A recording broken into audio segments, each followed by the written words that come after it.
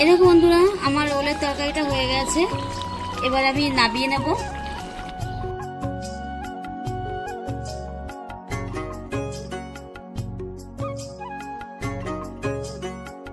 নমস্কার বন্ধুরা, তোমরা সবাই কেমন আছো? আশা করি বন্ধুরা তোমরা সবাই ভালো আছো। আর এখন বন্ধুরা আমি এখন কিন্তু হচ্ছে 5টা। তো আমি এই সকাল সকাল ঘুম থেকে উঠে আমাদের ও যেহেতু কাজে যাবে তার জন্য টিফিন করতে এসেছি। চলো বন্ধুরা, আমি আজ ওলের তরকারি করব। তো ওলের তরকারি আমি নিরামিষই রান্না করব।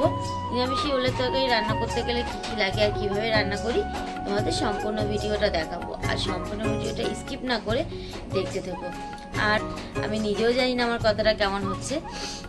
তো চলো বেশি কথা না বাড়িয়ে রান্নার দিকে চলে। এই দেখো আলু কেটে রেখে দিয়েছি। আর আলুটা আমি কেটে ওল আর আলু একসাথেই আমি হলুদ দিয়ে আর নুন দিয়ে ভিজিয়ে রেখেছিলাম।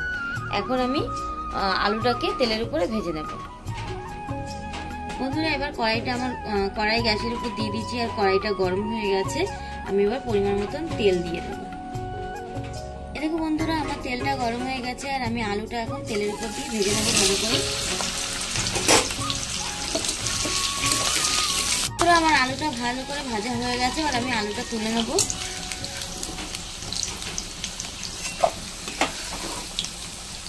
জন্য নিয়ে নিয়েছি একটা গোটা শুকনো লঙ্কা ছিঁড়ে নিয়েছি। তার সঙ্গে নিয়ে নিয়েছি জিরেটা, আর হচ্ছে নিয়েছি দারচিনি এবং এলাচ, আর হচ্ছে গোলমরিচ, আর সাথে নিয়ে নিয়েছি বন্ধুরা তেজপাতা।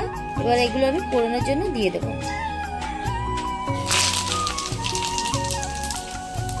বন্ধুরা, নিয়ে নিয়েছি আমি আদা বাটা। এই আদা বাটাটা আমি এখন দিয়ে দেবো। দিয়ে দেবো আমি টমেটো কুচি।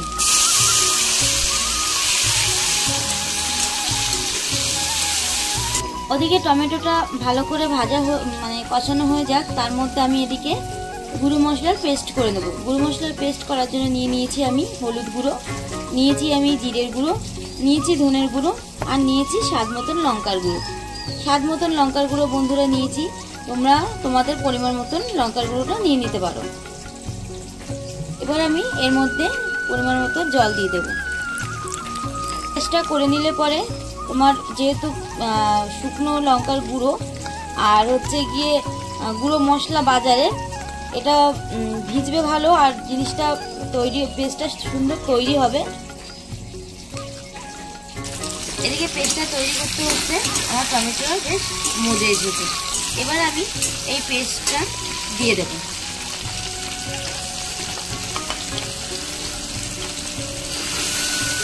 দিয়ে আমি ভালো করে কষিয়ে নেব।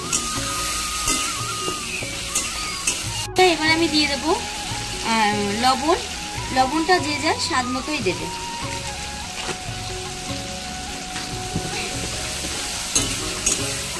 আমি কষিয়ে নেব যতক্ষণ না গা থেকে তেলটা ছাড়ে।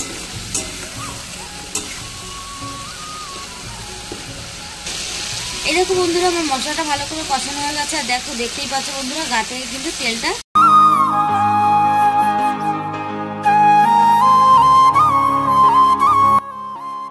ছেড়ে দিয়েছে। এবার আমি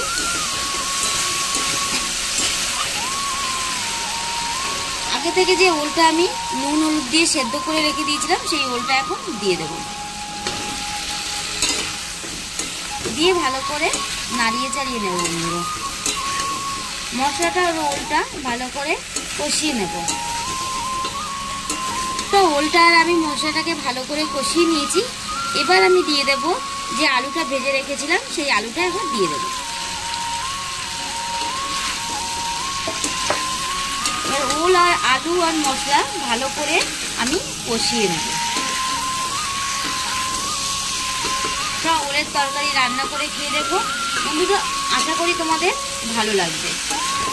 আর হচ্ছে গিয়ে আলু এবং ওল সবই কষানো হয়ে গেছে।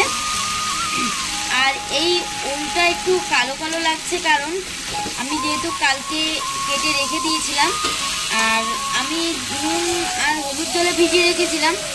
আমাদের ও কী করেছিল, ওটা আবার জলটা ছাড়িয়ে নিয়ে দিয়েছিল। এবার আমি তো জানি না, যার কারণে এই ওলটা একটু কালো কালো হয়ে গেছে। যাই হোক, তোমরা নুন হলুদ জলে ভিজিয়ে রাখবে, ওল তোমাদের একদমই কালো হবে না।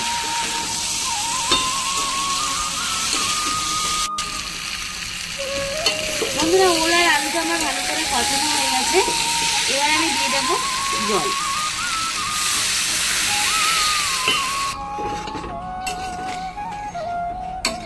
বন্ধুরা আমি জলটা দিয়ে দিয়েছি, এবার আমি ঢাকনার সাহায্যে ঢেকে দেবো। এ দেখো বন্ধুরা, এবার ঢাকনাটাকে সরিয়ে আমি দেখবো তরকারিটা কতটা হয়েছে। আর এই দেখো বন্ধুরা, তরকারিটা প্রায় হয়ে গেছে।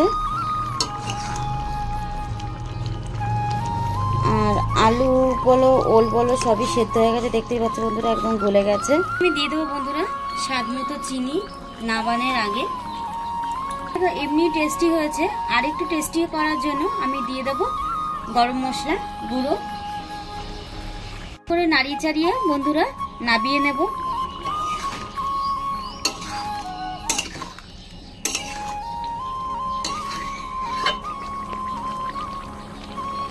এই দেখো বন্ধুরা আমার ওলের তরকারিটা হয়ে গেছে, এবার আমি নাবিয়ে নেব।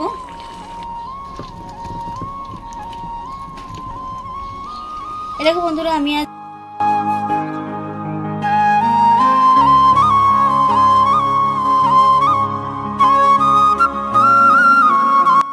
নিরামিষ ওলের তরকারি রান্না করলাম। তো ওলের তরকারিটা তোমাদের কেমন লাগলো বন্ধুরা? ওলের তরকারিটা যদি তোমাদের ভালো লেগে থাকে তো লাইক কমেন্ট শেয়ার করে দিও, আর পাশের বেল আইকনটি টিপে দিয়ে আমার সাথে থেকো। আজকের মতো বন্ধুরা এইটুকু, ধন্যবাদ।